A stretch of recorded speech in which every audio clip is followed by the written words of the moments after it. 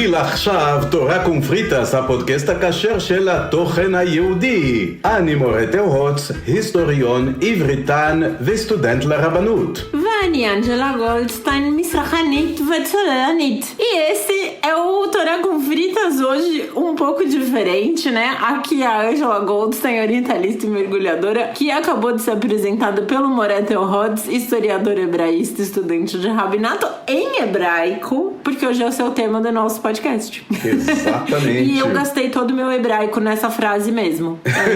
Eu gastei tudo que eu sei de hebraico nesse momento, me apresentando. Ficou bonito. Minha professora Morakari vai ficar orgulhosa de mim. Mas a nossa ideia hoje é falar sobre o hebraico, e mais precisamente do hebraico moderno. Existe uma diferença desse hebraico moderno pro hebraico bíblico, né? Será que existe? A gente tá falando do hebraico bíblico um pouco mais antigo, talvez, né, do que o hebraico moderno. Mas a gente vai entrar nesse mérito hoje também da discussão, né, se existe alguma diferença entre o hebraico moderno e o hebraico bíblico. E como foi esse ressurgimento do hebraico. Aí, entrando mais na minha seara, porque vou dizer de novo que eu sou formada em letras, a gente tem diferentes grupos de línguas quando a gente fala de algumas línguas, e por isso, por causa dessa distribuição dessas línguas em grupos, algumas são mais fáceis pra gente aprender e algumas são mais difíceis.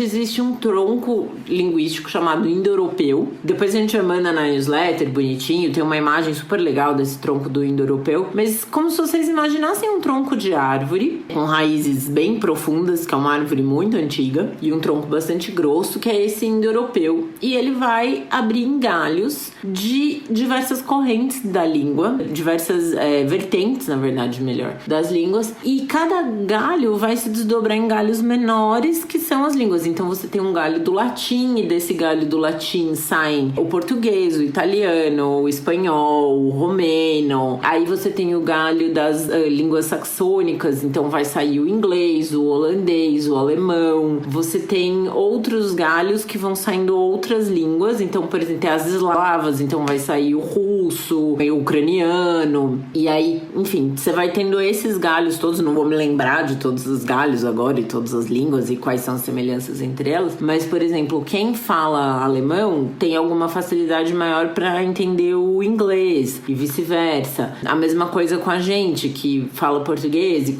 tem com mais facilidade aprender espanhol, por exemplo, com mais facilidade do que aprender russo. Tá no mesmo tronco do indo-europeu, só tá em outro galho, mas a gente vai conseguir entender algumas similaridades entre elas. Tá na construção das frases, na maneira como a frase é construída, na ordem dos elementos de uma frase, no tipo de palavra, enfim. E aí você tem um outro tronco, uma outra árvore, que são as línguas urálicas. Aí você vai ter o finlandês, o húngaro e tudo mais. E aí você tem o tronco das línguas semíticas, onde você vai ter o hebraico, o aramaico, o maltês, o assírio, o árabe. E aí tem palavras muito semelhantes entre o hebraico e o árabe, o hebraico e o maltês. E aí isso faz com que essas línguas sejam mais facilmente aprendidas por esse grupo de falantes, né? Um falante de hebraico vai ter mais facilidade para aprender o árabe do que o inglês, possivelmente. E aí você tem isso com as línguas orientais também, com chinês, japonês, coreano, que pra gente são línguas que são muito diferentes do que a gente tá acostumado em termos de estrutura, em termos de tonalidade, em termos de pensamento interno da língua, né?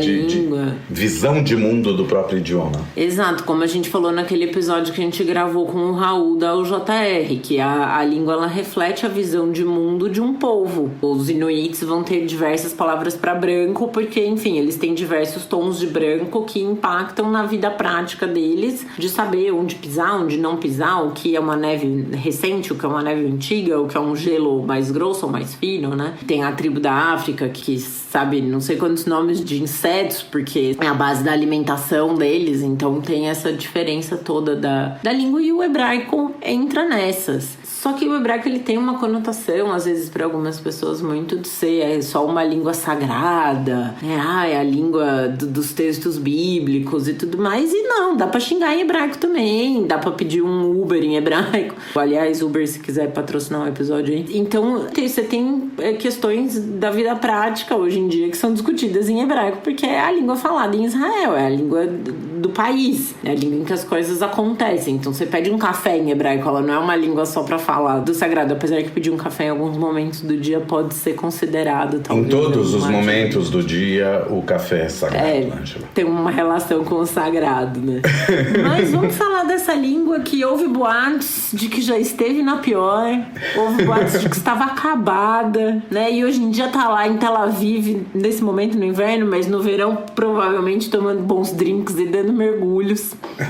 É uma língua que já viu dias difíceis. Pois é. E hoje em dia tá colhendo aí os dias de glória.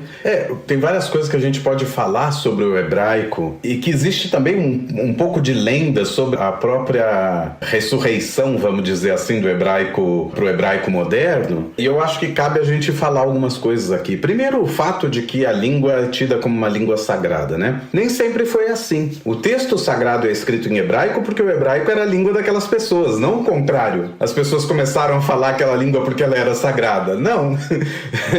Os antigos hebreus falavam hebraico e seus escritos são nesse idioma, e esses escritos foram sacralizados, foram canonizados, se tornaram a Bíblia hebraica, e aí então ela ganha esse caráter. Mas peraí, a Bíblia também está escrita em português e o português não tem o caráter de língua sagrada. Então como assim? É que existiu um período da história judaica, da história dos hebreus, dos israelitas, enfim, o nome que a gente quiser dar, em que o hebraico deixa de ser falado. Por quê? Porque ele é sagrado?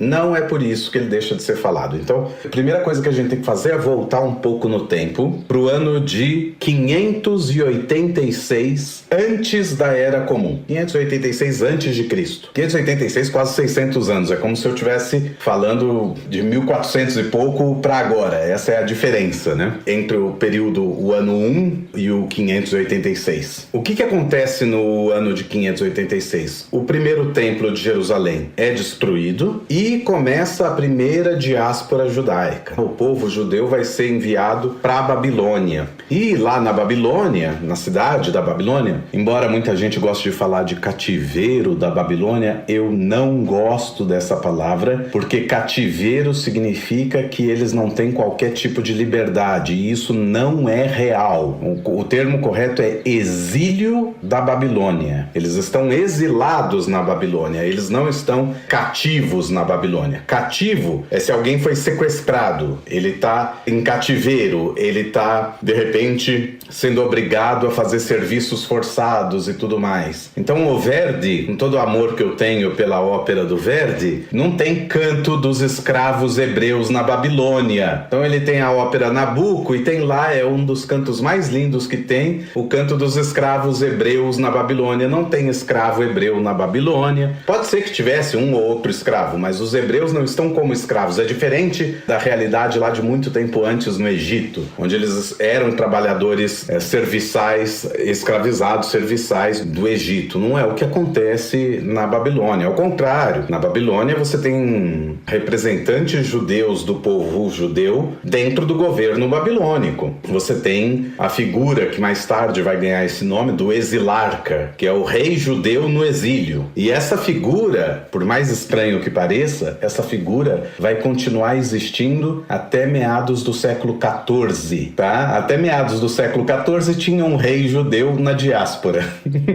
que é o exilarca. Então é bem interessante também. O nome é muito bom, né? É ótimo, exilarca, o governante do exílio. O monarca do exílio, né? É muito interessante. Mas enfim, quando os judeus vão então para Babilônia em 586, lá na Babilônia eles não falam hebraico, obviamente. As pessoas da Babilônia, os babilônios não falam hebraico. Então quem está chegando tem que fazer o quê? Tem que aprender a língua do lugar, né? É a regra de ouro de qualquer imigração. Não é o cara da nação destino é que vai aprender o seu idioma. Não. É você, imigrante, que vai se virar para aprender e se comunicar no idioma daquele lugar para onde você está indo. Então os hebreus vão começar a falar aramaico, que é a língua que se fala na Babilônia naquele momento. Segundo a tradição judaica, os judeus ficam cerca de 70 anos na Babilônia e depois retornam. Eu adoro esse termo, porque faz as pessoas imaginarem que aqueles judeus que foram para a Babilônia são os judeus que voltaram da Babilônia. Mas a gente está falando de 70 anos. Em termos históricos, 70 anos, sobretudo para a Idade Antiga, é cerca de 3 gerações e meia, porque cada geração é 20 anos. Porque 20 anos é o tempo que alguém cresce e tem um novo filho. Hoje esse número é um pouco menor, mas não chega a 2, não. É mais que 2 gerações, 70 anos, né? 70 anos já chega a 3 gerações. Você tem um avô de 70 anos quando você é criança. Você é a 3ª geração. Então o que acontece? Aqueles judeus que voltam 70 anos depois, o judeu mais novo que deixou, imaginemos, o judeu mais novo, 10 anos de idade, saiu da terra de Israel. Ele ficou na Babilônia por 70 anos. Ele volta com 80. O que eu quero dizer é, o grosso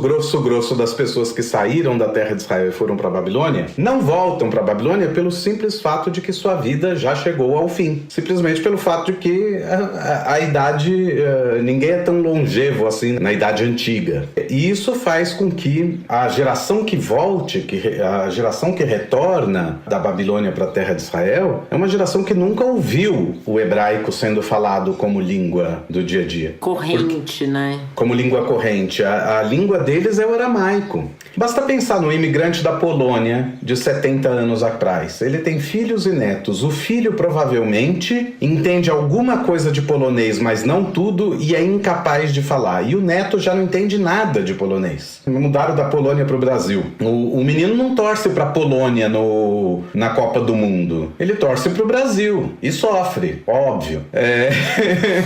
Ele ainda vai mais jogar... se a gente estiver falando dessa Copa, né? Dessa última.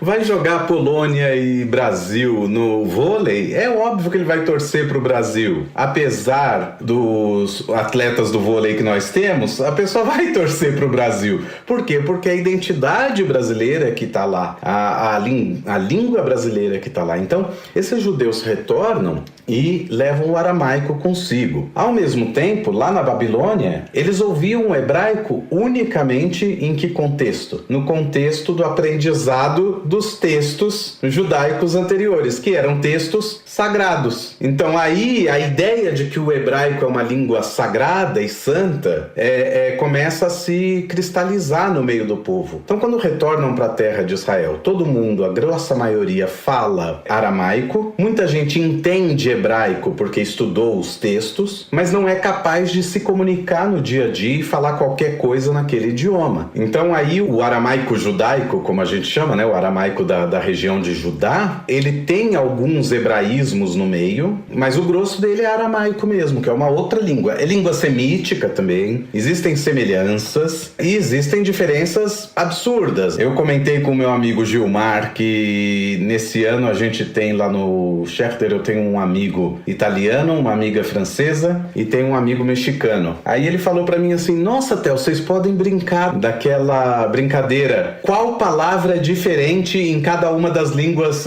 latinas? Aí ele falou assim, eu acho que é janela. Eu falei, não, janela não, que é janela, ventana. Em espanhol é ventana. Finestra em italiano e fenetre em francês. Já caiu, porque fenetre e finestra são parecidos. E aí a gente começou a procurar. E existem palavras que são completamente diferentes, né? O tênis é uma dessas palavras, né?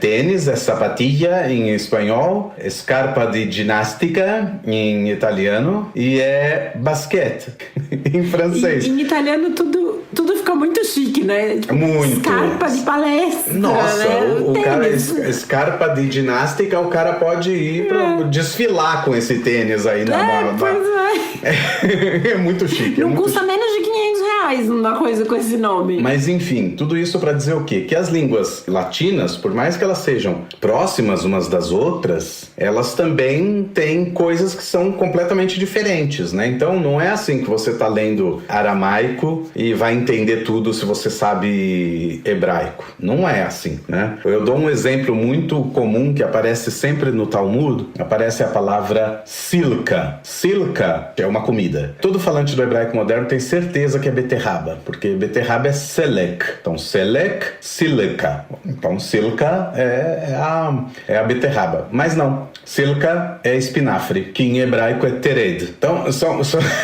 é um falso cognato, né? São falsos cognatos. Existem falsos cognatos entre o hebraico e o aramaico. Então o aramaico vira realmente essa grande língua e vai ficar sendo essa língua por 400 anos até ali o final do período do Segundo Templo. Então quando Jesus está na Terra, que língua que ele fala no dia a dia? Ele fala aramaico. Lá com os amigos dele e tudo mais, ele está falando aramaico. Toda aquela turma está falando aramaico. Significa que ele não sabe nada de hebraico? Não, muito pelo contrário. Sendo uma pessoa estudiosa, provavelmente ele conhecia as fontes judaicas, então ele conhecia o hebraico. Ele era capaz de falar e conversar nesse idioma? Muito provavelmente não, porque o idioma era tido como sagrado e você não tinha muito espaço de crescimento para fora desse mundo, dessas fontes judaicas. Então tá aqui a ideia, e quanto mais se cristaliza a ideia de que o hebraico é sagrado, mais se cristaliza a ideia de que inclusive é proibido falar essa língua, falar coisas mundanas nessa língua. Então,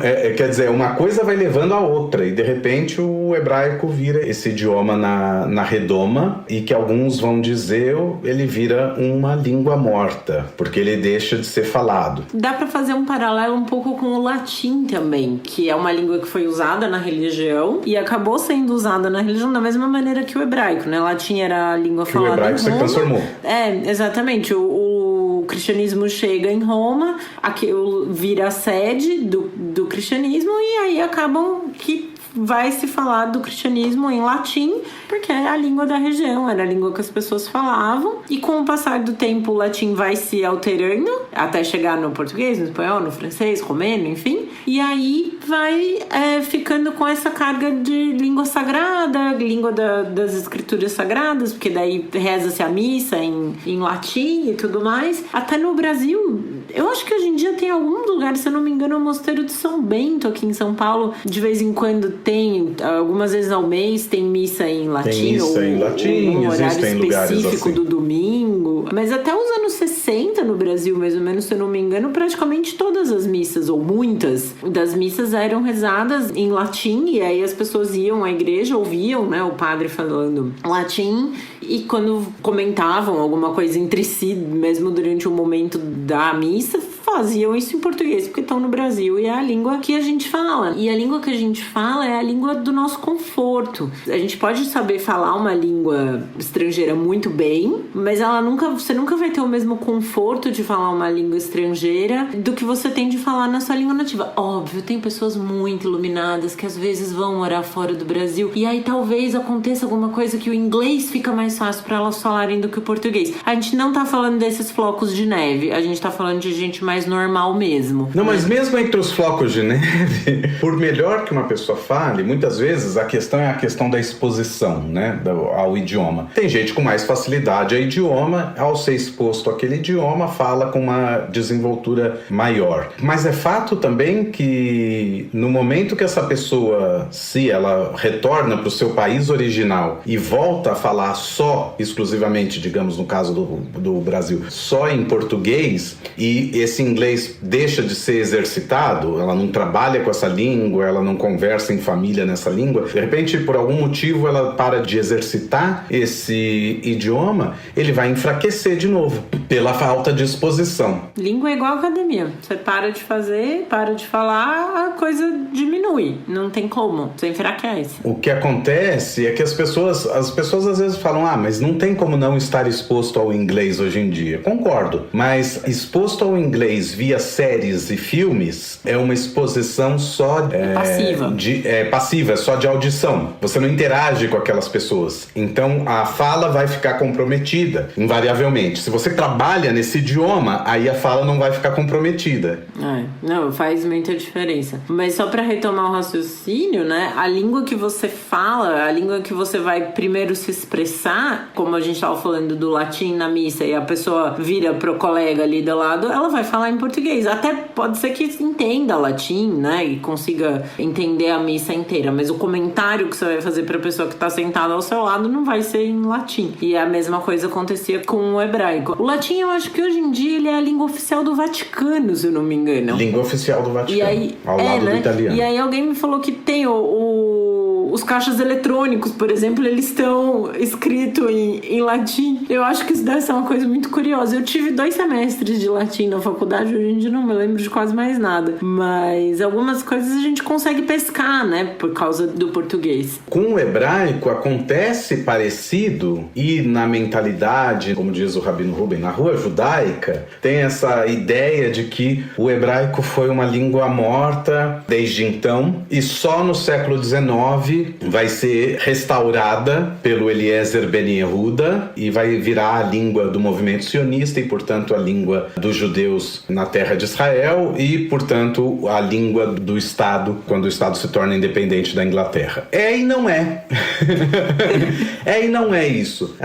Tratar o hebraico como uma língua morta que volta à vida e que é um caso único na história, isso é fato, mas o problema é tratar ele como uma língua morta. Ele nunca foi uma língua morta. Ele é uma língua que eu gosto de dizer que ele estava na UTI. É uma língua na UTI. É uma língua em coma, talvez. Mas nunca morta. E por que eu digo nunca morta? Porque, voltando de novo lá no século I, antes da Era Comum, e século I depois da Era Comum, quando o movimento rabínico está se... A gente já falou um pouco disso quando a gente fala de Talmud, no episódio que a gente fala sobre o Talmud. Quando o movimento rabínico está surgindo na terra de Israel e a Mishnah começa a ser escrita, a Mishnah é o quê? É uma tentativa de organização das leis judaicas por assunto. Claro, aqui um acadêmico iria me falar, não é isso. Tá, no bojo é isso, entendeu?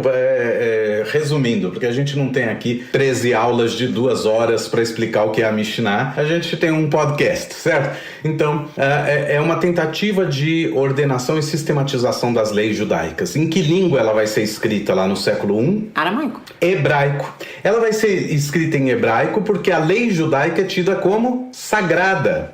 Então, se a lei judaica é sagrada, então a Mishnah ela precisa ser escrita nesse mesmo idioma. E isso mostra que aquelas pessoas, até o século II, século III, que estavam compondo a Mishnah, elas conhecem hebraico o suficiente para escrever leis sobre a Torá. No entanto, existem aqui e ali algum aramaísmo dentro da Mishnah. Por quê? Porque tem palavras que eles não sabem dizer, então eles usam uma palavra moderna, moderna para eles, né, do aramaico. Agora, quando a Mishnah termina de ser compilada e os rabinos começam a estudá-la e derivá-la e reinterpretá-la e explicá-la e tudo mais, que forma aquele outro corpo que a gente falou lá no episódio que a gente comentou sobre o Talmud, forma a Gemara. A Gemara é essa explicação da Mishnah. Em que língua ela vai estar? Ela vai estar em aramaico. Seja a Gemara da Babilônia. A Gemara da Babilônia é óbvio que ela vai estar em aramaico, porque é a língua do local. Mas a Gemara da terra de Israel também vai estar em aramaico. Por quê? Porque também é a língua do local. É a língua falada. Então, se você está tentando explicar para alguém, não adianta você explicar no seu latim. Você tem que explicar no seu português bem claro, né? Como a gente diz, em português bem claro, a gente usa esse ditado em português bem claro.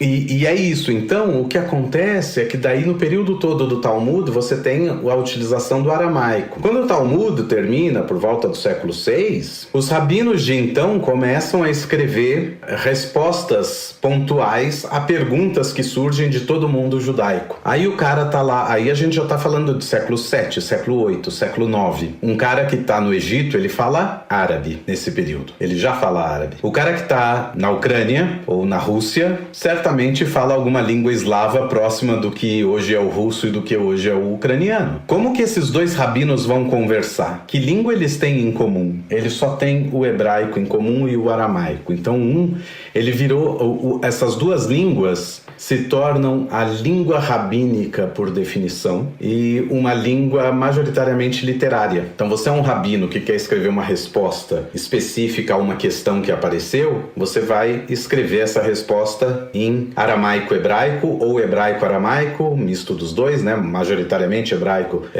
minoritariamente aramaico ou vice-versa, para que todo mundo possa entender. Então essa língua continua existindo. Poemas são escritos nessa língua desde o século II até o século XIX, ininterruptamente. Poemas tanto religiosos quanto poemas laicos também. É que o certo é falar poemas profanos, mas aí profano dá a impressão que é contra alguma coisa religiosa. Não necessariamente, é comum, né? É o sagrado e o comum. Você tem poemas escritos sobre os mais variados assuntos. Então a língua nunca esteve morta. O que acontece é que ela deixa de ser falada. Ela é uma língua literária. É uma língua que as pessoas... por aparelhos, né? Ela está respirando por aparelhos. É uma língua que continua na existência. É uma língua que, como os rabinos estão escrevendo no decorrer de séculos, e novas tecnologias surgem, novas palavras surgem, novas coisas surgem no mundo e eles têm que explicar aquilo em hebraico, em aramaico, eles criam novas palavras, existe uma forma de criar novas palavras e eles fazem isso o tempo todo. E quando a gente estuda a literatura rabínica, a gente vai percebendo que esse hebraico está evoluindo, só que ele não era falado. Então ele continua evoluindo, se desenvolvendo, só que só literariamente. Então por isso não é exato falar que é uma língua morta, porque apesar de ser morta do ponto de vista de que ela não era falada, ela não é morta do ponto de vista que ela é escrita. Agora, por quem ela é escrita? Pelos rabinos. Então, ela também é uma língua elitizada, uma língua que demanda certo estudo. O judeu simples, que não foi estudar todas essas questões, ele é incapaz de escrever em hebraico, né? Ele aprende a ler em hebraico, ele fala a língua do local, e ele aprende a ler hebraico para rezar. O que vai reforçar o quê? Vai reforçar a ideia de língua santa. Porque o único contato que ele tem com o hebraico é através da tefilá, através da oração na reza e através da leitura do texto bíblico. Então, aí só reforça o tempo todo de que o hebraico não existe mais, é só uma língua sagrada que é proibido falar. Mas, ao mesmo tempo, você tem uma elite intelectual rabínica que só se comunica entre si em hebraico. Daí a gente vai deixar um gancho para um próximo episódio quando a gente for falar de outras línguas judaicas. Porque isso vai dar origem a línguas como o Yiddish, como o ladino, como o Jehuri, como o judeu Malayalam, que são línguas que são faladas por comunidades judaicas ao redor do mundo. Eu estou fazendo um curso sobre isso na Uni-Yeshiva, que é um braço do HUC, do Hebrew Union College, e em breve teremos novidades e teremos episódios sobre isso. Mas só para deixar esse gancho, né? Porque você tem no Yiddish, no ladino, que são as línguas judaicas mais conhecidas, você tem muita influência do hebraico. Inclusive, elas são escritas com os caracteres hebraicos. O Yiddish, por exemplo, o ladino hoje em dia não sei se tanto, mas já foi muito. Existem dois tipos de ladino, mas um tipo escrito com caracteres hebraicos e outro escrito com caracteres latinos. Ladino escrito com caractere latino, tem um D e um T.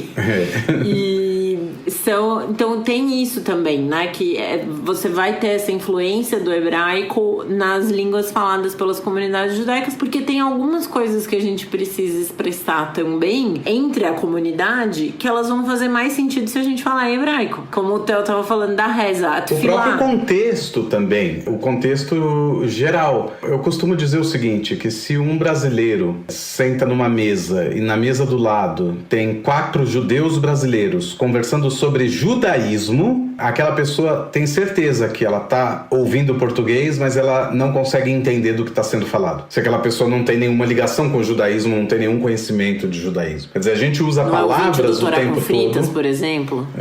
O ouvinte do Torá com Fritas entende porque a gente introduz o tempo todo a pessoa aos conceitos. Mas é isso, a gente usa palavras no dia a dia. Antes de Amotzi, você vai fazer Netilat Yadayim, né? É assim que a gente fala. A gente não fala antes da bênção do pão pão, tu deverás abluir vossas mãos. Não vamos falar assim, mesmo porque tu e vossas ficou horrível essa construção, mas enfim. Ele já nem fala. Você não fala dessa forma, você fala o termo em hebraico que se refere a cada uma dessas coisas. E isso faz com que em toda língua, em todo local que os judeus estavam, existe uma hebraização ou uma judeificação daquele idioma. No decorrer da Idade Média, como as pessoas não eram alfabetizadas, mas os judeus eram alfabetizados em hebraico, eles começam a usar as letras hebraicas para escrever esses idiomas locais. Então o Yiddish é uma língua indo-europeia, é uma língua majoritariamente germânica, com algumas influências eslavas e alguma influência hebraica, mas ele é escrito todo em caracteres hebraicos. Agora, só porque está escrito em caracteres hebraicos significa que não pode ser germânico? Muito pelo contrário, o caractere está ali apenas como porque era aquele alfabeto que os judeus conheciam naquele instante. Mas, de novo, o Yiddish não é hebraico e o hebraico não é Yiddish, né? Falaremos mais sobre isso num próximo episódio. Não no próximo, agora, mas num próximo. Agora, o que vai acontecer com o passar do tempo e com o século XIX, que eu acho que a chave de tudo, a gente sempre volta no século XVIII e século XIX. A gente foi falar do surgimento das correntes judaicas, a gente falou século XVIII com a Revolução Francesa, século XIX surgem as correntes. A gente foi falar de iluminismo judaico, século XIX, depois do iluminismo do século XVIII. Então é tudo ali, no século XVIII e século XIX é que as coisas começam a acontecer. No século XIX, na Europa, passa a existir todo o sentimento e as ideologias nacionalistas e a ideia de que cada povo deve ter o seu país e assim por diante. Essa é uma noção que ela cresce depois da Revolução Francesa, quando então é o povo que tem que governar. Então a noção de democracia, as ideias liberais, as ideias iluministas, não pode ser um rei que o cara é o rei da França, mas o pai dele era italiano, a mãe era inglesa e ele se casa com uma mulher que é filha de austríacos com holandeses, mas ele é o rei da Itália. Como assim?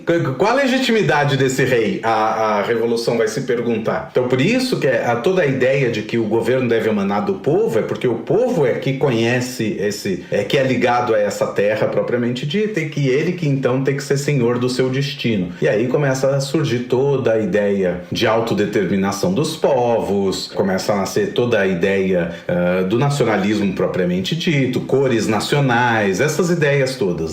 Começa a nascer a exaltação dos símbolos específicos da sua nação. Então quando os escoceses, eles eram só o norte da Inglaterra, e de repente eles vão falar, não, a gente é diferente dos ingleses, a gente é diferente desse pessoal do sul. E aí vai ter todo um resgate do que é então ser escocês. E aí o nacionalismo escocês vai sofrer um boom naquele momento. Não é que antes eles não se viam como escoceses, eles se veem como escoceses, mas eles não se viam como separados necessariamente. E de repente começa a surgir a ideia de que eles têm que se separar. Separação é essa que até hoje está em discussão, né? É um país que não é país. Aí, né? Enfim.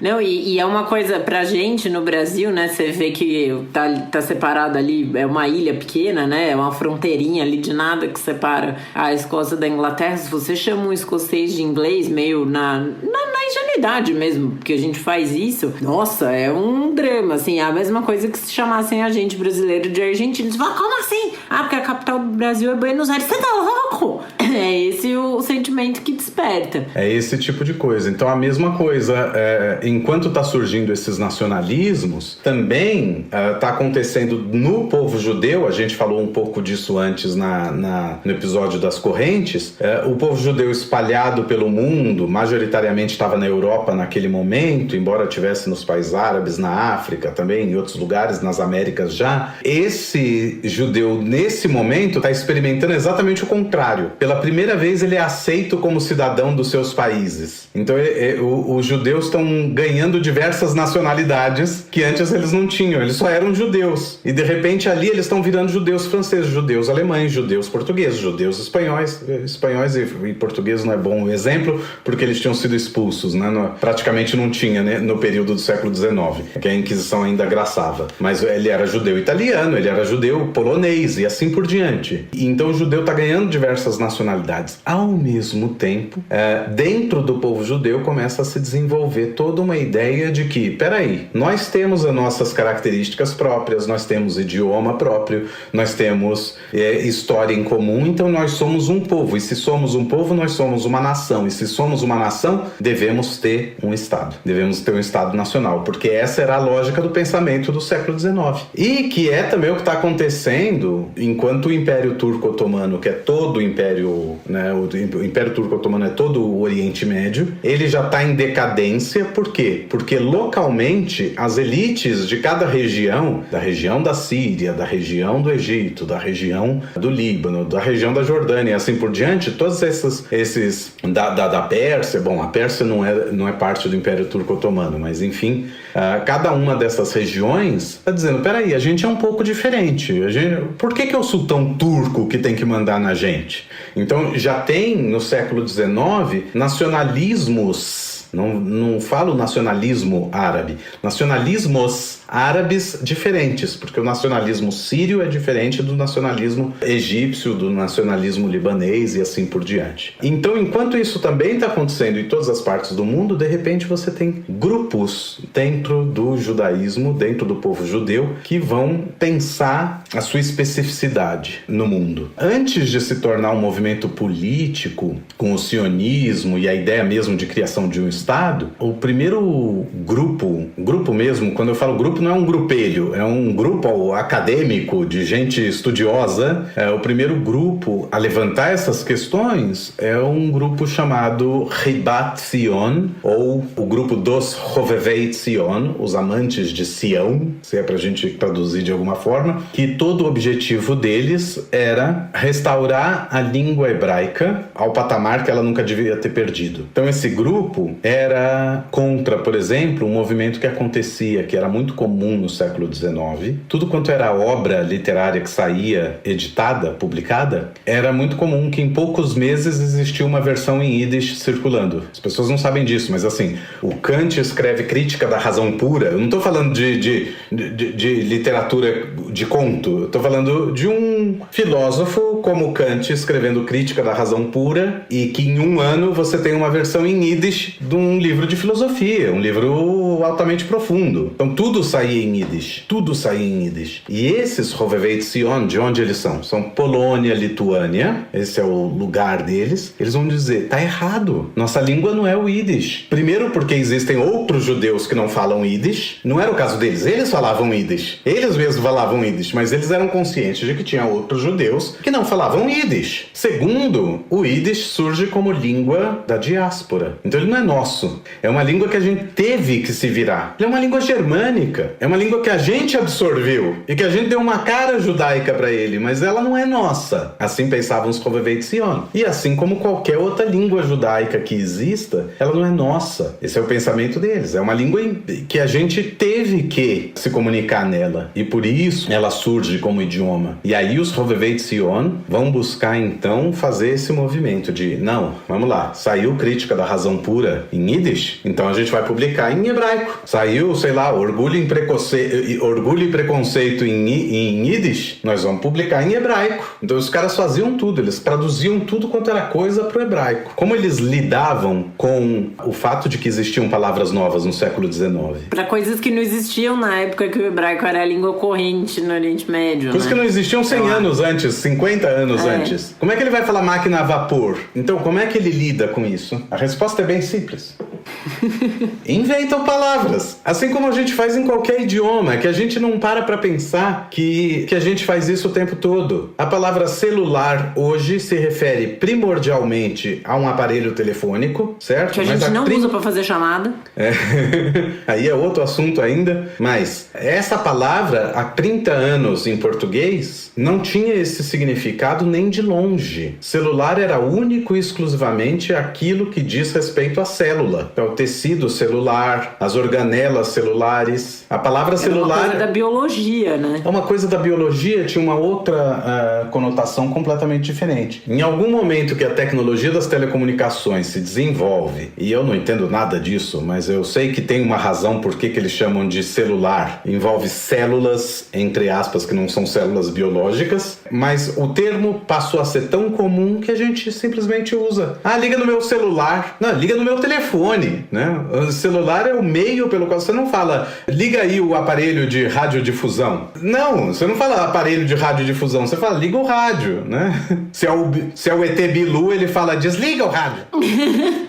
Não, e em outros países, por exemplo, mesmo em Portugal, que fala como nós fala português, eles chamam de telemóvel. Exatamente. Você tem na mesma língua maneiras diferentes de se referir a uma mesma coisa. A gente chama de celular, eles chamam de telemóvel. Exato. Coisas novas surgem e, de repente, você tem que lidar com aquilo e inventar palavras. A gente inventa muitas palavras. Por exemplo, isso é muito interessante, quem está assistindo séries que se passam no século XIX, na Inglaterra vitoriana, ou nos Estados Unidos, vai notar que quando a pessoa vai chamar uma carruagem na rua, ela chama aquilo de taxi. E é taxi cab. O nome era taxi cab. Taxi de tacos, do grego, que significa velocidade, e cab, de cabin, porque era uma cabine. A cabine puxada pelo cavalo. É uma cabine rápida. Você vai pegar uma cabine rápida, o taxi cab. Quando o taxi cab de cavalo deixa de existir e o carro passa a ser o táxi, você tem uma divisão. Os ingleses vão escolher a palavra táxi, enquanto os americanos escolhem a palavra cab para se referir à mesma coisa. Embora lá nos Estados Unidos está escrito táxi em cima tá escrito táxi, mas todo mundo chama de cab, né? Mas na hora que você vai gritar na rua, você grita táxi. Ou seja, chama como você preferir que vão atender. Mas é interessante notar como o nome taxi cab, ele se transforma completamente numa outra coisa. Tecnicamente a gente podia continuar chamando o Uber de táxi, mas a gente não faz isso, a gente simplesmente separa o que é táxi do que é o Uber. E a gente fala, eu vou chamar um Uber, e na prática eles são a mesma coisa. Pro cliente é a mesma coisa, é um carro que não é seu, que vem dirigido por uma pessoa que você não conhece, que para na tua coisa, você entra e vai e te leva para outro lugar e você paga a corrida. É exatamente a mesma coisa, a essência é exatamente a mesma coisa. E a gente separa essas duas coisas. Então a mesma coisa está acontecendo com os Hovevei-Tzion, que estão dando um jeito de modernizar o hebraico. Eu acho que essa é a palavra. Não é ressuscitar, não é ressurgir. A gente fala o ressurgimento da língua hebraica, o nome, inclusive, de um bom livro, mas nenhum desses termos dá conta total do que é esse movimento. O movimento é um movimento de modernização da língua hebraica. E ele funciona, né? A gente pode chamar de reavivamento do hebraico também. Eu acho que tem as duas coisas. Tem a questão da modernização da língua, uma atualização da língua que é necessária, porque ela precisa expressar o mundo em que as pessoas estão vivendo e que não é mais aquele mundo da Babilônia, da época da expulsão, da queda do primeiro templo e tal. Mas você tem ao mesmo tempo um reavivamento dessa língua, acho que é uma palavra melhor de se falar do que uma ressuscitação da língua, né? Você tem esse reavivamento porque você precisa reavivar isso dentro das pessoas. Elas precisam estar de acordo. Porque você poderia modernizar a língua e continuar sendo só escrita e não falada, mas você precisa, o que eles querem é que as pessoas falem, que isso seja uma parte do dia a dia, da vida, das trocas entre as pessoas. Que no momento que elas estão num culto religioso e o rabino fala alguma coisa e uma quer comentar com a outra, que esse comentário seja feito em hebraico. Então acho que nesse sentido a gente tem esse reavivamento da língua junto com essa modernização, essa atualização. E isso só é possível acontecer porque o hebraico é uma língua que já existia, ela já tinha sido falada, ela só é atualizada, ela só é modernizada, mas ao ela mesmo não é tempo, criada, né? Mas ao mesmo tempo não é imediato isso. E aí você tem ali, dentro das gerações dos Hovevei-Tzion, é que você tem uma figura fantástica que é o Eliezer Ben Yehuda, que esse cara, ele percebeu algo que ninguém tinha percebido até então, dentro dos Hovevei-Tzion. O que acontece? Em 1881, com o grande pogrom de Kiev, então uma grande quantidade de judeus se move para a terra de Israel. Ainda não tem nem o o movimento sionista propriamente dito, a gente tem que lembrar disso. Não houve o primeiro congresso sionista, ainda não foi lançado o livro O Estado Judeu. O livro do Herzl, que deu origem ao sionismo, ainda não tinha sido lançado, quando uma massa enorme de judeus deixa Kiev e arredores e vai se fixar na terra de Israel. Existiam dois grandes órgãos internacionais que atuavam na terra de Israel para absorver judeus que chegassem. Um era a Aliança Israelita Universelle, obviamente francesa, Aliança Israelita Universal, que basicamente, entre outras coisas, o lado onde ela mais atuou foi no estabelecimento de escolas na terra de Israel para judeus. E tinha também a Hebrew Alliance, que era da Inglaterra, que também fazia a mesma coisa. E o Ben Yehuda saiu da Lituânia e foi até a terra de Israel, e lá ele se estabelece e ele começa a trabalhar para a Aliança Israelita Universelle. E ele começa a perceber uma coisa, é ali que cai a ficha dele. A gente está fazendo tudo errado. Ele como Hovevei Tzion. Quando a gente escreve um livro em hebraico, não necessariamente a pessoa vai falar, ela pode ler o livro e entender o livro inteiro. Se ela for no clube do livro conversar sobre aquele livro, ela vai conversar na língua que ela sabe falar. Ela não vai conversar em hebraico. É esse o nosso erro. A gente tem que fazer com que as pessoas falem hebraico e ouçam hebraico. O que ele percebeu é que nas escolas francesas, judaico-francesas da terra de Israel, o aluno tinha matemática em francês, ele tinha ciências em francês, ele tinha geografia, história em francês, e ele tinha uma matéria de hebraico, que ele aprendia hebraico em francês. Igual a gente aprende inglês na escola e não sai falando inglês da escola, porque fica aquela coisa, tentando explicar tudo em português, você sai falando o verbo to be. Então o aluno ia para a escola, ele aprendia hebraico, mas ele não aprendia hebraico para falar o hebraico, ele aprendia o hebraico para aprender a ler em hebraico. E aí você estava apenas perpetuando a mesma coisa que já existia antes.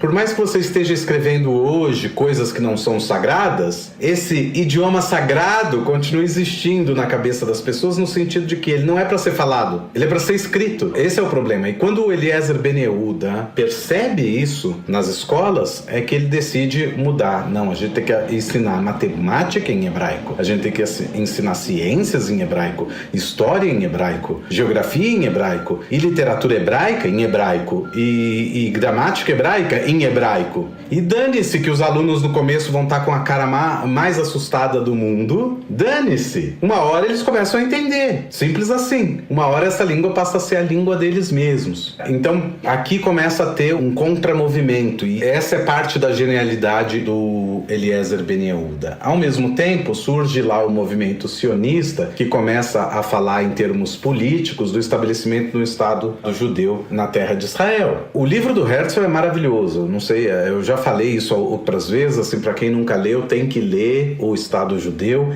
É fantástico, porque, de certa forma, Israel é o único país que teve tempo de se pensar antes de se tornar independente. Todos os países no mundo que foram colônias, de alguma forma, o processo de independência é algo que se dá no meio de algum processo histórico muito violento ou de guerra de independência, alguma tensão, mesmo quando não tem guerra e assim por diante, mas você não tem tempo assim, eu tô sabendo que daqui a tanto tempo, ou eu imagino que eu consiga fazer isso em tanto tempo, então o que a gente precisa? Então vamos chegar aqui nesse lugar, a gente estabelece universidades, escolas, a gente estabelece companhia elétrica, companhia de telefone, a gente estabelece tudo. Aí no dia que proclama a independência está tudo pronto. Que país teve essa chance? Quer dizer, você teve países antes das colônias, sim. Por exemplo, o Brasil já tinha rede de telefonia. Era uma rede de telefonia portuguesa, ok. Mas a questão é, você não tem tempo de pensar a identidade brasileira antes do processo da independência. E aí essa identidade ela vai se formando aos trancos e barrancos a partir da independência,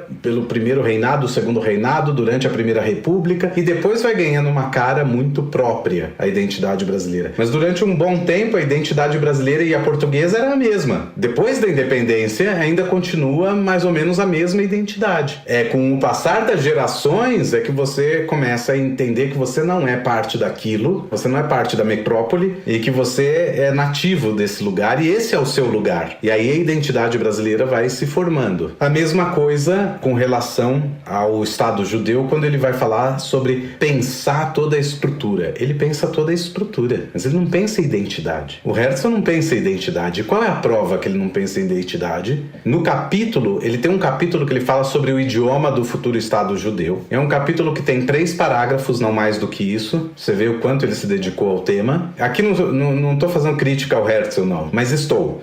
Eu não estou fazendo crítica como o Herzl é uma figura... Não estou criticando o Herzl no todo. Eu estou criticando o Herzl nesse aspecto, que quando ele vai falar de idioma, que é algo profundamente ligado à identidade, ele não tem a mínima ideia do que ele está falando. Ele escreve 3 parágrafos. 3 parágrafos é assim, é o mínimo do mínimo, né? O professor ensinou lá na escolinha, ensinou, você quer escrever, você tem que escrever com começo, meio e fim. No mínimo 3 parágrafos. Um para começar, um que é o meio, outro para concluir, né? Exatamente. Isso, então, o cara escreve disso. E aí ele fala aqui sobre o idioma. Eu já falei sobre isso antes, mas eu acho que vale a pena a gente retomar. Sobre o idioma que vai ser falado no futuro Estado judeu. Ora, existem judeus de todas as partes do mundo, falantes das mais diferentes línguas. Nós vamos ser uma federação linguística, assim como a Suíça, que é um exemplo de federalismo linguístico. E com o tempo, a língua da maioria vai se impor sobre as minorias. Quando ele fala desse jeito, o que está na cabeça dele? Bom, ele é um cara da Hungria, na época do Império Austro-Húngaro. Que língua ele fala? Ele fala alemão. A língua mãe dele é alemão. E a língua mãe da maior parte dos judeus na segunda metade do século XIX é o alemão. É a língua mais falada pelos judeus de maneira natural, a língua onde você nasceu é o alemão na segunda metade do século XIX. Não é o Yiddish, porque o Yiddish ficou preso no Statel. No século XIX,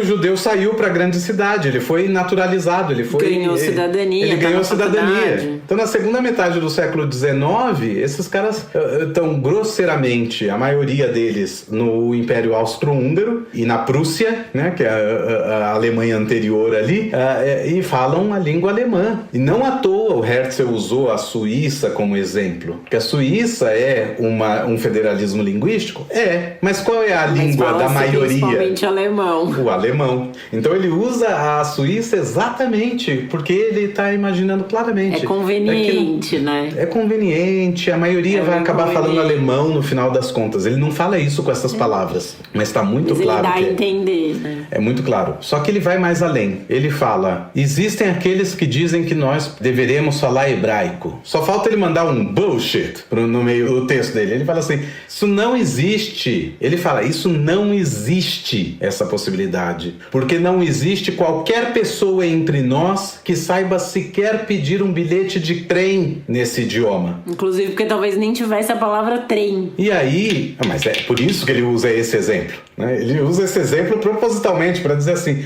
como é que você vai falar trem em hebraico? Como se a palavra trem existisse desde sempre em alemão. A partir do momento que existe trem é que a palavra precisa ser inventada. E aí o que acontece é que 6 meses depois do lançamento do livro do Herzl, sai o Estado judeu em hebraico. Por quê? Porque os Hovevei Tzion estavam traduzindo tudo. E aí 6 meses depois sai e tem lá escrito em hebraico claro para todo mundo ler. Existem aqueles que dizem que nós haveremos de falar hebraico. Não existe essa possibilidade, porque não há entre nós nem mesmo uma pessoa que seja capaz de pedir um kartis larakevet nesse idioma. E aparece lá a palavra cartão, o ingresso pro trem, né? O bilhete de trem aparece lá em hebraico, kartis larakevet. Já tinham inventado a palavra pro trem. Então isso mostra que ele tinha um desconhecimento total do que estava acontecendo no leste europeu com esses movimentos linguísticos, com esse sionismo, entre aspas, linguístico que já existia antes.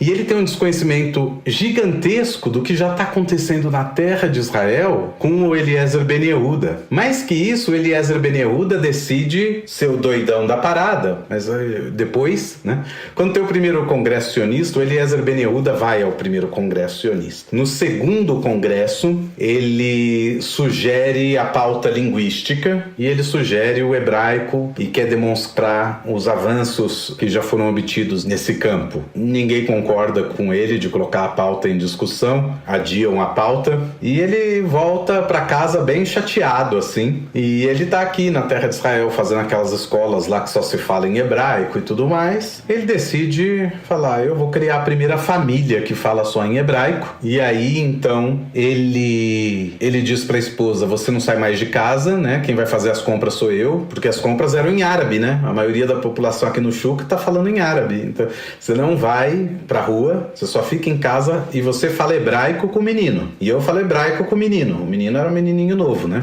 E assim por diante. E aí, no decorrer de vários anos, aquela se tornou uma família que falava exclusivamente hebraico.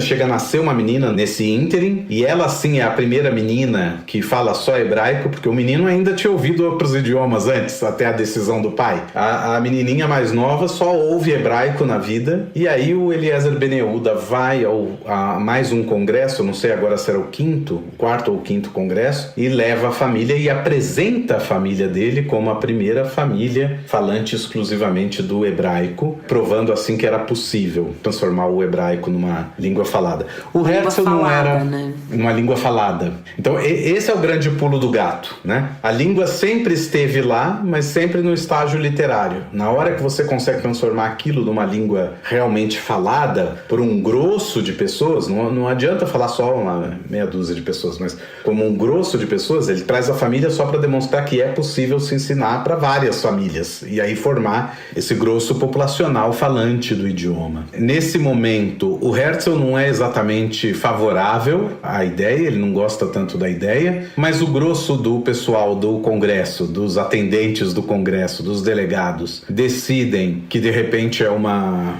ideia, né? Já mudou um pouco a visão de mundo deles. Eles vão votar sobre isso e vão começar a implementar mesmo em todas as diásporas o ensino do hebraico como o hebraico para ser falado. E a língua oficial do Congresso Sionista passa a ser, a partir do próximo Congresso Sionista, o hebraico. Então todos esses delegados eles vão penar para aprender o hebraico, para poder apresentar os seus trabalhos em hebraico e as discussões serem todas em hebraico. O Herzl já tinha falecido nesse próximo congresso, ele já não estava mais vivo, porque provavelmente ele não ia aprender hebraico.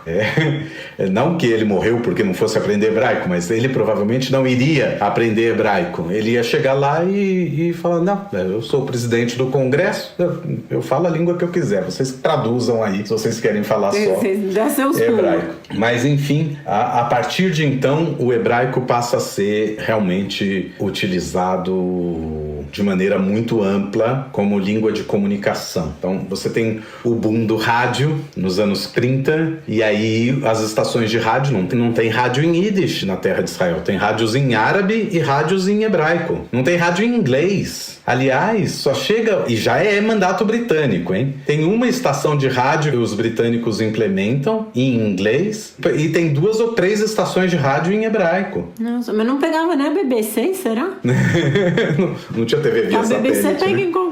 Não sei, a BBC sempre pega, né? Eu não sei até que ponto tinha. Eu acho que ainda não tinha ondas curtas nos anos 30, mas nos anos 50 provavelmente sim, mas aí já não era mais mandato britânico, já tinha independência e tudo mais. Já tava, o Estado de Israel já estava independente, né? O fato é que então você começa a ter realmente o hebraico sendo usado como língua de comunicação falada, mais do que apenas uma língua escrita. E nesse sentido é que a gente fala que o Eliezer Ben Yehuda é pai do hebraico moderno, que ele é o responsável pelo ressurgimento do hebraico, mas porque do ressurgimento no sentido de trazer a fala. Ele também escreve o primeiro dicionário moderno de hebraico, e aí então por isso ele é o pai do hebraico moderno, ele é chamado o pai do hebraico moderno. E isso tem, né, para complementar uma coisa que eu tinha começado a falar antes, isso dá certo porque o hebraico é uma língua que ela já tinha sido falada. Ela é uma língua que já tinha existido, é uma língua que já fazia sentido para um grupo de pessoas, que ela tinha surgido naturalmente. Porque depois da Segunda Guerra teve a ideia do Esperanto. Algumas pessoas depois da Segunda Guerra? O Esperanto não é do século XIX? Que eu saiba, depois da Segunda Guerra, mas posso estar enganada. Depois eu trago essa informação direitinho na newsletter. Mas o Esperanto, que eu soubesse, era depois da Segunda Guerra, e tinha uma coisa assim, ou depois da Segunda Guerra, que teve a ideia de vamos aprender Esperanto, porque, ai meu Deus, como a humanidade pôde fazer isso. E eu adoro, né, quando as pessoas, ai nossa, como a humanidade fez isso. A pessoa nunca pegou um livro de história na vida pra entender o que a humanidade já tinha feito antes, né? Não, eu vivo pra morrer. Ai meu Deus, nossa, como chegamos a este ponto, né? Oh, nossa, como podemos fazer isso com as pessoas? A gente, enquanto humanidade, meu Deus, ai, ui. Aí vem alguém com a ideia brilhante. E se a gente tivesse uma língua franca em comum que todo mundo falasse e todo mundo ia se entender? Aí vieram com a ideia do Esperanto, que ela é uma coisa que é uma língua que ela pega elementos, ela é uma língua criada, ela é uma língua artificial. E aí por isso que ela nunca pegou. Não tem um grupo de pessoas que falam Esperanto. Deve ter congresso de gente que fala Esperanto, com certeza. Do mesmo jeito que tem gente lá na USP que estuda élfico das línguas do Tolkien. Pra mim tá no mesmo balaio. Ela é uma língua imaginativa. Eu acho uma coisa genial uma pessoa criar uma língua. Digo isso pra quem criou o Esperanto, digo isso a respeito do Tolkien. É uma coisa de uma genialidade absurda alguém criar uma língua, porque línguas são coisas complexas, com estruturas complexas, que tem que transmitir a visão num povo, tem toda essa questão. Agora, eu acho que... Quem que me falou uma vez? Acho que tinha mais gente que falava Klingon do que gente que fala Esperanto no mundo. Isso eu já não sei, mas é bem possível que sim, mas o Klingon é outro exemplo. É do Star Trek, né? Isso, de língua criada e que você vai ter um grupo de pessoas que falam, mas não necessariamente... Tipo o élfico do Tolkien. O que difere na prática? O que difere na prática é a questão da identidade nacional. É assim, o cara ele pode estar ali, ele se interessa pelo Esperanto e aí tem não sei quem que se interessa e tem uma comunidade enorme de esperantistas e falantes do Esperanto no mundo que se reúnem em congressos e tem encontros por Zoom e tem um monte de outras coisas que acontecem. A gente sabe disso. Mas a questão não existe uma identidade cultural comum. E a questão do hebraico é que existe essa identidade cultural comum. Eu estava olhando aqui, o Esperanto é de 1887, é exatamente nesse mesmo período, exatamente no mesmo período, e o criador é um médico, isso eu sabia, é um médico judeu, Zamenhof. Eu não duvidaria se ele não tivesse tendo a ideia de criar uma língua para o Estado judeu, e não uma língua universal. Ele pegar a ideia de que, os judeus, o Herzl falou, os judeus estão por todos os lados no planeta. Vamos pegar os elementos comuns e construir uma língua que seja fácil para todo mundo e pronto, né? Pode ser. Eu não sei, não tenho a mínima ideia se isso... não sei se a ideia do cara foi isso. Essa, foi meio um tiro na água, porque já tinha. Mas você já tinha o hebraico nesse sentido. Mas ele podia ser como Herzl. Ele podia ser como Herzl, que tinha um desconhecimento total de que essa língua está sendo falada. A gente tem muito a cabeça do século 20, 21, onde a gente sabe tudo o que acontece em todos os lugares do mundo. Não é assim no século 19. Você não sabe o que está acontecendo ali no norte do país, como a Ângela estava falando naquele dia do casamento, né? Até o século 19, a possibilidade é que você ia casar com alguém do seu bairro. Uma cidade, a gente até traz a noção da cidade de São Paulo, né? Alguém da Zona Sul não conhece alguém pode viver a vida inteira na Zona Sul e não conhecer. O Sacomã não vai casar com alguém de Santana. Do Jaçanã, se fosse o século 19. Hoje é muito mais possível, as pessoas trafegam com mais rapidez por conta hoje em dia você casa com gente de outro país. Exatamente. Então eu acho que a questão da identidade comum, da identidade nacional é que torna a língua um sucesso. Eu sei que o Esperanto vai se tornar alguma coisa que é uma bandeira de muita gente dos mais variados países e ligados às mais diversas culturas e também tradições religiosas diferentes, mas não existe algo em comum que una todas essas pessoas em torno desse idioma, fora o amor pelo próprio idioma. Só que isso não é suficiente para criar a identidade nacional, porque o polonês que fala Esperanto, ele ainda é polonês, e o português que fala Esperanto, ele ainda é português.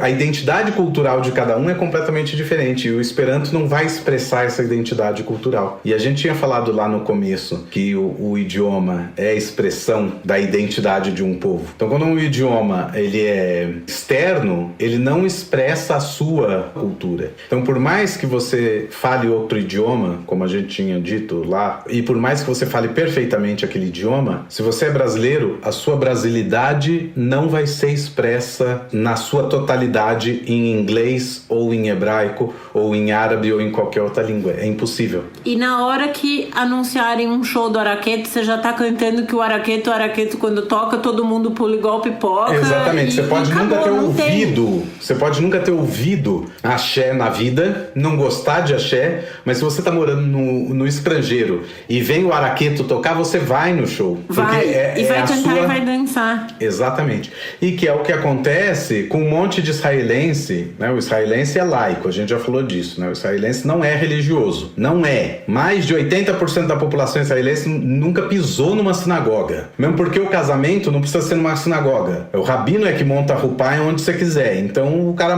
pede para montar no buffet mesmo. As pessoas não necessariamente pisam em sinagoga em Israel. Isso precisa estar muito claro, assim. Existem judeus que passaram a vida inteira sem nunca ter entrado numa sinagoga. Não sabe como é dentro. Mas muitos israelenses que saem de Israel e vão se estabelecer nos Estados Unidos ou no Brasil, eu conheci vários no Brasil, o que acontece em algum momento, poucos meses depois que tá? Ele começa a ir na sinagoga.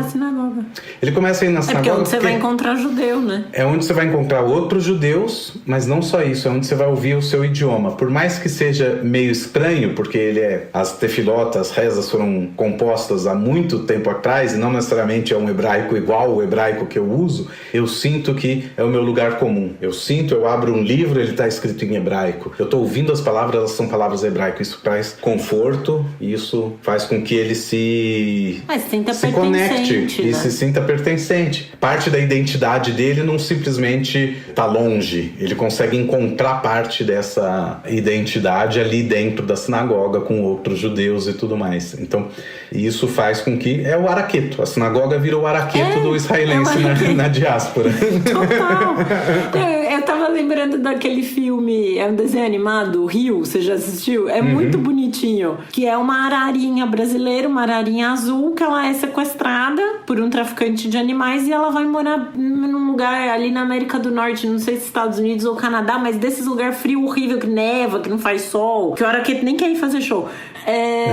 E aí, mas o começo do filme é muito bonitinho, porque ele nasce na floresta, né, a ararinha, e a floresta inteira é um carnaval, assim, eles estão, tipo, um samba, não sei o quê, e o bumbumzinho dele começa a mexer, assim, as peninhas do bumbum começam a mexer, e ele nem entende, ele olha pra trás, assim, tipo, o bumbumzinho dele tá mexendo independente dele, e é bem isso, né, quando a gente sai fora do nosso país, a gente vai atrás de coisas que vão nos conectar. Eu encontrei vários israelenses quando eu trabalhei na Tailândia, e era muito engraçado, e aí, lembrando de outra história que eu conheço, eu tenho um amigo do trabalho que é casado com uma moça baiana, e uma vez eles estavam no Rio, ele estava com a família dela no Rio de Janeiro, o cunhado dele, portanto, igualmente baiano, e aí apareceu um grupo de pessoas da Bahia, e eles se encontraram e o cara do outro grupo falou pro cunhado do meu amigo, você é baiano também? E parece que esse cunhado dele é meio mal-humorado, que ele falou, é o seguinte, não é porque eu também sou baiano que eu também vou ser seu amigo.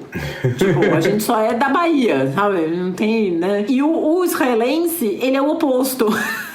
Ele pode detestar a pessoa, mas na hora que ele descobre, você é judeu, então vem aqui.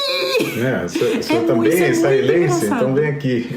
Não, mas no caso dos israelenses não precisa nem ser israelense, basta ser judeu. É muito louco. Eu tava uma vez lá no barco, cada pessoa, cada mergulhador, cada instrutor ali tinha seus clientes, e eu não estava levando esses israelenses, mas em algum momento no barco ali, na hora da comida, alguém trocou uma ideia, tal, perguntaram de onde era. Sou de Israel. Eu falei, poxa, eu já fui, é tão bonito. Aí, por que você foi pra Israel? Eu fui com Taglit. You're one of us! E só faltaram me abraçar.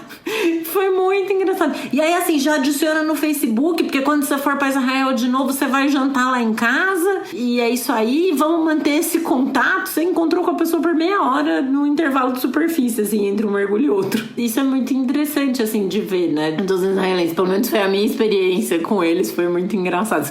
Não foi só esse casal, teve outros. Teve um casal que, inclusive, a gente se encontrou quando foi Rosh Hashanah, e aí a gente foi jantar junto, e eles arrumaram maçã, arrumaram mel, legal, foi muito divertido. Mas só pra voltar, né, à questão do hebraico, sim, eu acho que tem muitas coisas que contribuem, assim, pra esse baita sucesso, né, que houve boatos de que eu estava na pior e hoje em dia tenho 9 milhões de falantes, se você tá na pior, que tá bem. Porque você tem esse esforço que é feito, mas existe uma conexão afetiva também com a língua, existe uma conexão identitária e afetiva com isso e que te faz falar, não, isso faz parte de mim e eu vou sim falar e eu vou aprender e é importante. Por isso que a coisa funciona. E aí você começa a ter as rádios em hebraico, os livros publicados em hebraico, que sempre existiram, mas aí você começa a publicar vários outros livros, né, também em hebraico, não só os de religião, mas de literatura comum. E aí você começa a ter ciência produzida nessa língua, porque aí você vai ter as universidades, e se na escola estavam falando em hebraico, vão falar hebraico na universidade também. E aí você tem pesquisa sendo produzida nessa língua. E você tem judeus de outros lugares do mundo, judeus que não estão em Israel, mas que querem aprender o hebraico e fazem esse esforço de aprender o hebraico, porque pode ser que um dia eu vá morar em Israel, é uma possibilidade que a gente sempre tem. Ou simplesmente porque você se sente conectado, você sente que essa língua é algo ancestral, é algo da sua ancestralidade e que você precisa ter algum controle sobre ela, digamos assim, né? O que é fato é que daí então, quando da independência de Israel em 1948, você já tem aí mais de 50 anos, mais de 60 na verdade, que aquela aquela sementinha foi plantada pelo Ben Yehuda. E quando chega na independência, na verdade já 20 anos antes da independência, tudo está em hebraico, né? A nota de dinheiro das libras israelenses, que na verdade ainda não chamava... Tem um problema, né? O dinheiro era editado pelos ingleses, então ele chamava Palestinian Pound,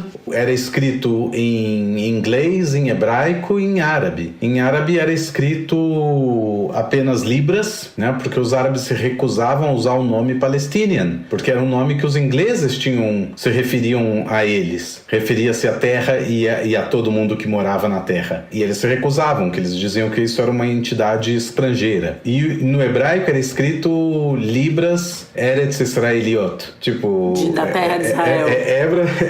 Libras da terra de Israel e não libras palestinas, a nota de dinheiro. Mas assim, a gente já vê que o dinheiro está escrito em hebraico, né? A maioria dos prédios e placas que você vai ter de sinalização estão escritos em hebraico também. Hoje você tem tudo escrito em hebraico e árabe e placas de rua e de sinalização também em inglês, porque tem muito turista e tudo mais, então também tem coisas em inglês, embora o inglês não seja língua oficial em Israel. Aliás, tem mais falantes de russo em Israel do que falantes de inglês, então a gente consegue ter essa ideia, e mesmo assim o russo não é uma língua nacional oficial, mas o hebraico atualmente é a única língua nacional oficial, e o árabe tem um status especial dentro do Estado, assim que define a lei atualmente, embora você tenha grupos, inclusive o ex-presidente de Israel, o Ruvi Rivlin, que é do Likud e tudo mais, ele é um grande arabista e ele defendia a ideia de que o árabe tinha que ser língua nacional de Israel do lado do hebraico. São duas línguas nacionais. Até pouco tempo atrás o dinheiro era escrito tanto em hebraico quanto em árabe. Hoje em dia, cada vez menos coisa, novo grupo de notas, só está escrito Banco de Israel em árabe. A única coisa que está escrito em árabe é Banco de Israel, não está escrito o valor está sempre escrito em hebraico e em inglês. Então, isso é reflexo dessa lei que estabeleceu que a língua nacional é só o hebraico. Mas, enfim, você tem, desde então, um idioma que se tornou um caso de sucesso. Então, quando você diz é o primeiro que se ressuscitou, ele não ressuscitou, porque não estava morto. Por outro lado, não era muito óbvio que ele ia voltar a ser falado algum dia. E esse, sim, é o grande milagre por trás do hebraico, o grande milagre linguístico por trás do hebraico. Na época, o Ben Yehuda cria com alguns linguistas o Comitê para a Língua Hebraica, e o objetivo do comitê era sistematizar a língua sempre que possível e criar palavras de acordo com a estrutura hebraica para que o hebraico não perdesse o seu peso e a sua cadência. Toda língua tem uma cadência específica, o hebraico não é diferente. Só que se de repente você começa a trazer um monte de palavras estrangeiras, né, estrangeirismos para dentro da língua, a língua fica quebrada do ponto de vista rítmico. Por exemplo, um dos nomes de doenças. Eu acho que esse é o grande... Se você traz todas do inglês, cada uma vai ter um tamanho diferente, cada uma... Que é normal, porque o inglês tem palavras de vários tamanhos. Mas no hebraico isso não acontece, as palavras são sempre curtas. Então, de repente, você bota difteria no meio de um texto ou do seu falar e aquilo quebra o ritmo. Então, as doenças todas vão ter nomes em hebraico. E como é que você cria nome de doença em hebraico? Então, o comitê vai se... Por exemplo, diabetes. Podia chamar de diabeta? Qual o problema? Chama de diabetes, sei lá. Não. O que é a diabetes? É o excesso da sacarose, né? O excesso do açúcar no sangue? Ok. Sucar é uma palavra que existe. A raiz é sacar. Então você pega sacar e transforma em sakeret. Pronto. Você tem aí a doença. Por quê? Porque algumas doenças no texto bíblico, descritas no texto bíblico, tem essa estrutura. A-E-Et. Então ele pega sacar e transforma em sakeret. Aí ele pega tsahov, que é o amarelo, e transforma em tsahevet, que não é o amarelão, é a icterícia. E assim por diante. A palavra gripe, essa não é a-e-et, por causa de uma questão linguística da letra Ain, ela vai ser a-at.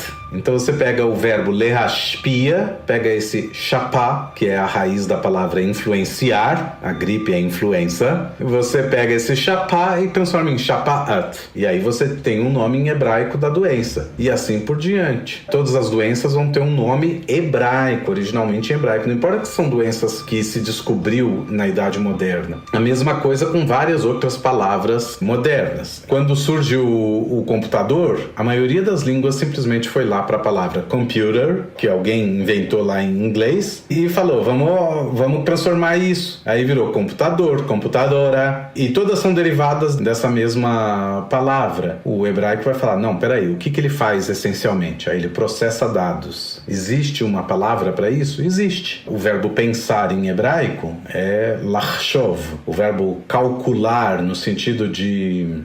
calcular e ponderar. É lechashev. Então tem a mesma raiz. Hashav. Ok. Então, Mahshev é aquele que processa informações. E aí, então, você cria uma palavra para computador, uma palavra hebraica, seguindo as regras, seguindo a lógica do próprio idioma, para não descaracterizar o idioma como um todo. Eles são muito bem sucedidos na maioria das coisas e não tão bem sucedidos em outras, como, sei lá, telefone, televísia, tudo isso teve sugestões do comitê para novas palavras, não pegou e ficou. Rádio, televísia, telefone, essas palavras existem, estão aí. São muito universais, né? Mas outras palavras realmente pegou bastante o termo proposto pelo comitê. O comitê mais tarde vai se transformar na Academia de Língua Hebraica, que existe até hoje, e que a função é parecida com a da Academia Brasileira de Letras de um lado, porque é tipo o guardião da literatura e do arcabouço literário do povo judeu, mas de outro lado ela faz uma coisa que a Academia Brasileira de Letras não faz, que é o tempo todo recomendar novas palavras, recomendar palavras.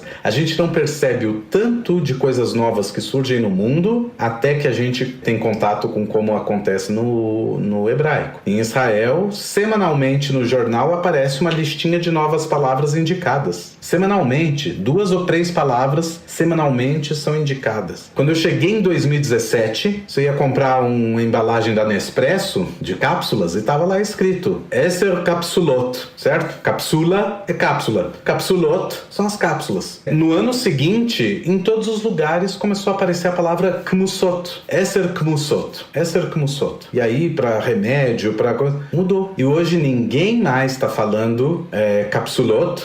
Aqui e ali a gente ouve alguém falando assim, mas o grosso e no comercial e no anúncio e tudo mais é Kmusot. Então, uma Kmussá é uma cápsula, Kmusot são cápsulas. Uma palavra especificamente hebraica.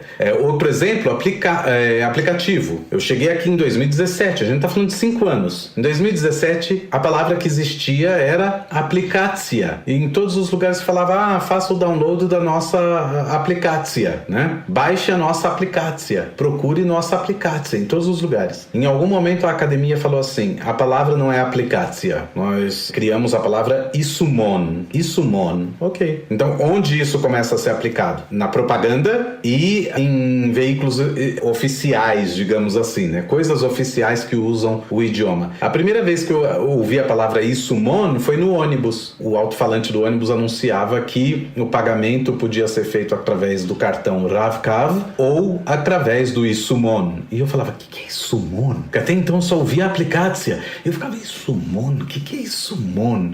E aí, no contexto, né, depois que eu vi 3 vezes, eu falei assim, eu tô achando que Isumon é aplicácia. Eu tô achando. Aí eu fui buscar na Academia de Língua Hebraica, no site da Academia de Língua Hebraica, Isumon, a palavra que substitui aplicácia. Por que substitui? De onde veio a palavra? Qual foi o pensamento por trás e por que essa palavra é melhor do que aplicácia e recomendada pela Academia? E de repente, todo mundo fala Isumon.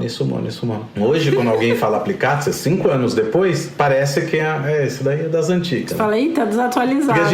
Agora, o das antigas, assim, o cara de 20 anos, com certeza ele tá falando aplicácia, porque quando ele tinha 15 era aplicácia. Mas a questão é que o menino de 12 anos, a criança de 10, 12 anos, tá falando Isumon, porque ele já ouve metade da vida dele Isumon, ele não ouve aplicácia. E é assim que você muda o idioma. Então, o tempo todo você tem palavras recomendadas, novas palavras que surgem assim por diante. Tem questão dos nomes dos planetas, que já existiam na Idade Média, então eles são usados. Aí em algum momento alguém inverteu para os nomes universais, em algum momento alguém voltou para os nomes hebraicos. Enfim, a gente tem uma porção de coisas no hebraico. Há um tempo atrás, e com isso eu vou terminar por aqui, um rapaz me interpelou porque eu tinha falado alguma coisa do Eliezer Ben Yehuda e do ressurgimento do hebraico. Ele me interpelou falando assim, o Eliezer Ben Yehuda não recria o hebraico, não moderniza o hebraico, ele inventa uma língua completamente diferente. Judeu, morando em Israel, o rapaz. Começou a falar que o Eliezer Ben Yehuda criou uma língua completamente diferente, que nada tem a ver com o hebraico bíblico. Eu falei, amigo, você vive em que país? Tipo, qualquer israelense abre um trecho do livro de Shemot na Bíblia,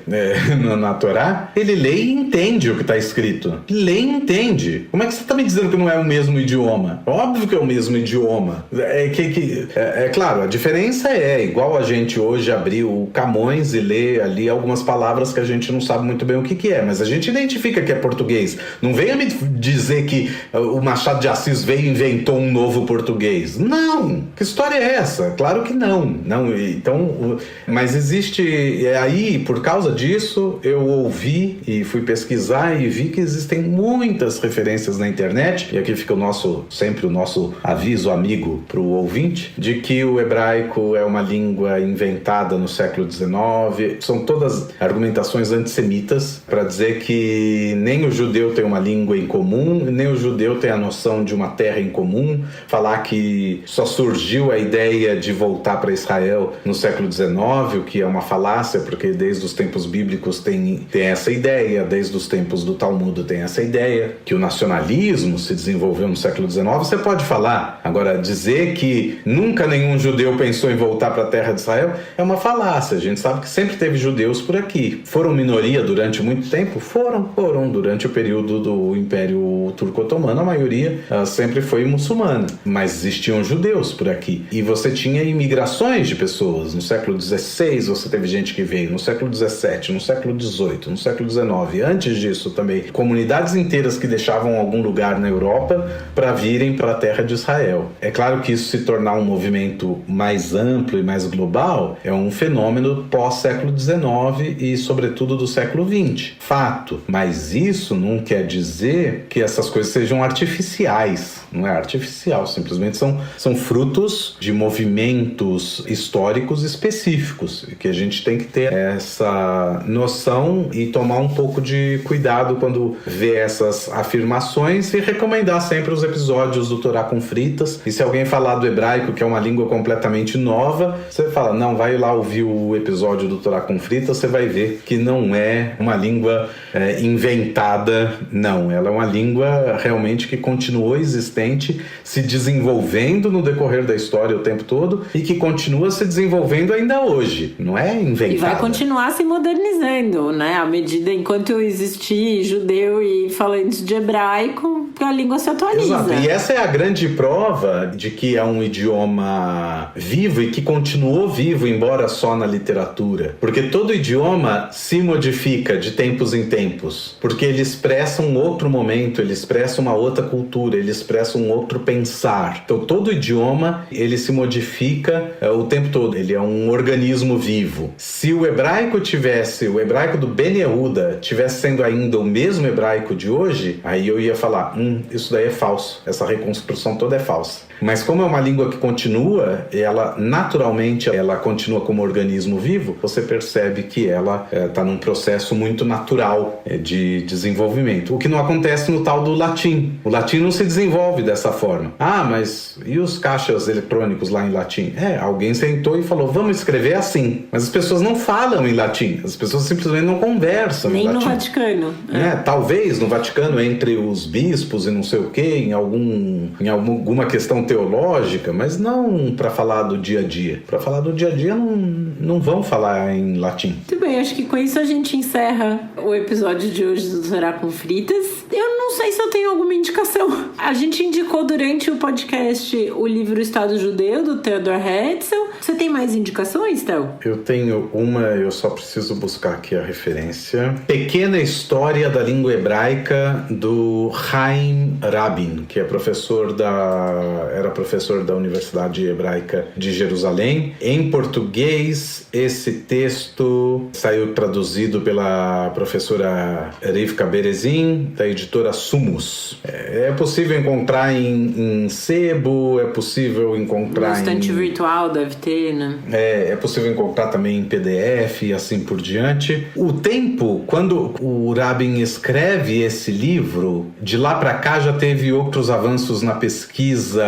linguística do hebraico e tudo mais. Algumas coisas são meio datadas, algumas coisas que ele falou não é exatamente hoje da mesma forma que se pensa e que se entende esse desenvolvimento, mas... É interessante ter como documento histórico também, né? Pra ver as mudanças que aconteceram de um tempo pra cá, né? É um livro que, assim, ele dá conta do processo todo do ressurgimento, digamos assim, da língua hebraica. E é um livrinho fino, não é nada gigantesco, é um livrinho que, assim, vale a pena ler para quem tem curiosidade e tudo mais. Outras coisas interessantes